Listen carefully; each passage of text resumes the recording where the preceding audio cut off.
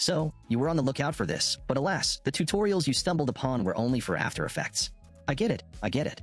That's precisely why I'm here. So, let's keep going. As always, create a new Fusion clip and let's go to Fusion.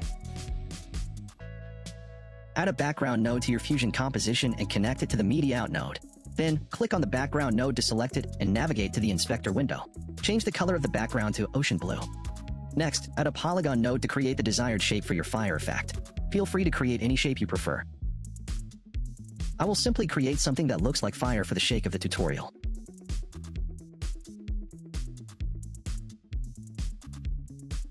Click on the background node, then press Shift plus space and search for the displace node. Next, add a noise node and connect its output to the displace node. With the displace node selected, navigate to the inspector window. Click on the XY tab. Adjust the XY offset to bring down the displacement effect. Increase the refraction slightly to enhance the distortion effect.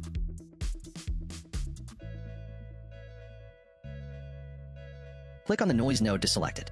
In the inspector window, adjust the detail to around 3, contrast to 1.5, and scale to 10 to achieve the desired noise pattern. Then increase the sieve parameter slightly to add subtle animation to the noise effect.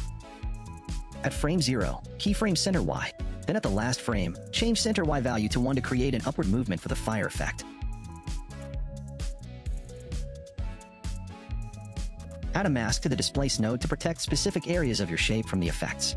Adjust the mask accordingly to maintain desired details within the fire effect. Select all the nodes, then copy and paste them. Connect the output of the new displace node to the main displace node. This setup will help us create the bright parts of our fire effect. Copy the polygon mask node connected with the displace node. Click on the merge node and paste the copied polygon mask node. Change the color of the background to a brighter blue.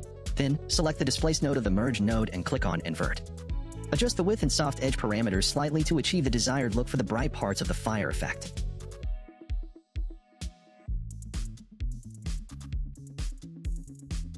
Copy and paste all the nodes again. This time, it will represent the dark outline of the fire. Click on the background node and change the color to black. Then follow the same steps as before with the polygon mask node. Adjust it properly to create the black aura of the fire.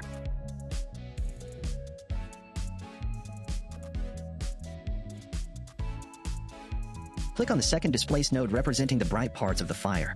Add a soft glow effect to it. Increase the gain slightly and adjust the glow size according to your preference to achieve the desired glowing effect. Make sure to adjust the parameters properly to achieve the desired level of glow. Here's the final look of our fire effect, refined with masks, noise, and glow. Now it's your turn to unleash your creativity and master these techniques.